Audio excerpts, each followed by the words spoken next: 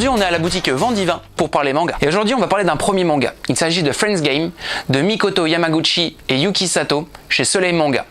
Actuellement 8 volumes en cours au Japon. Suite à un texto mystérieux, 5 amis se donnent rendez-vous le soir dans un endroit lugubre. Là-bas, on leur explique que l'un d'eux a contracté une énorme dette et que chacun doit participer au jeu de l'amitié pour pouvoir l'éponger, voire même gagner de l'argent. Seul moyen de sortir leur ami de la muise, ils n'hésitent pas à se lancer dans l'aventure sans même savoir lequel est la source du problème. Ils sont emmenés dans une première salle où ils jouent au jeu de la vérité, un jeu simplissime.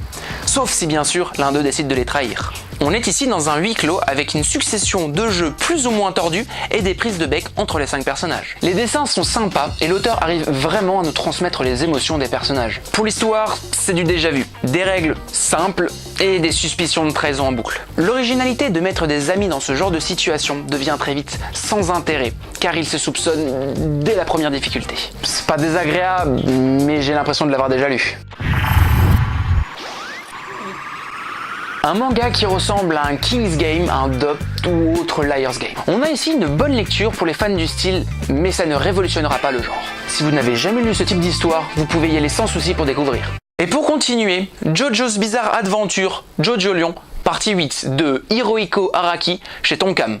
Actuellement, 13 volumes en cours au Japon. Comme toutes les parties de JoJo's Bizarre Adventure, Jojo Lion peut se lire indépendamment. Dans la continuité de Steel Ball Run, cette partie se passe dans un univers parallèle et ne suit pas vraiment la temporalité des premiers JoJo. Yashuo découvre un jeune homme nu dans le sable avec 4 testicules.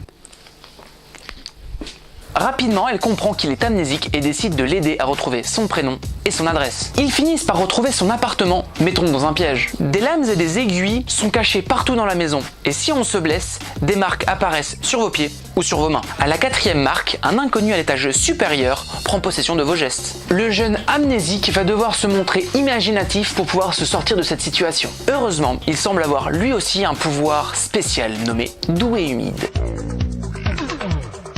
J'étais un peu perdu en lisant ce premier tome, mais je pense sincèrement que c'est la volonté de l'auteur. Le héros est amnésique, la jeune fille est là par hasard, ils ne savent pas trop ce qu'ils font là, et le lecteur non plus. Par contre, l'originalité des pouvoirs et de l'univers ont vraiment éveillé ma curiosité.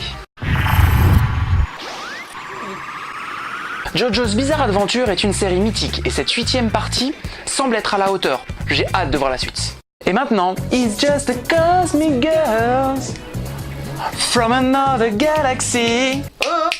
Bon, ok. Et maintenant, Cosmic Girls de Lun Yamamoto chez Nobinobi, terminé en 6 volumes au Japon. Nous suivons Corona. Non, ce n'est pas un placement de produit. Une brillante élève que tout le monde appelle la déléguée. Toujours à tout vouloir gérer elle-même et du mieux possible, elle en vient aider Luna, une camarade de classe flemmarde et solitaire. Pour la remercier, cette dernière lui offre une montre de la série Le Patrouilleur de l'espace. Corona la met à son poignet, mais impossible de l'enlever. Elle décide d'aller se coucher et se réveille dans l'espace à passer le test de patrouilleur. Je ne sais pas si vous connaissez Atomic Betty, mais moi ça m'y a tout de suite fait penser. Les personnages sont mignons, attachants, avec des caractères bien marqués.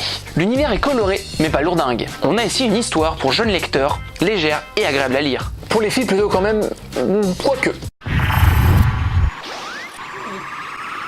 Pour moi c'est un peu trop enfantin, mais je l'ai noté pour ce qu'il est, c'est-à-dire un très bon livre jeune public. Ça se lit vite, facilement, et on s'attache au personnage. Si cette vidéo t'a plu, n'hésite pas à t'abonner, à laisser un petit pouce bleu, à partager et à aller voir mon autre chaîne YouTube.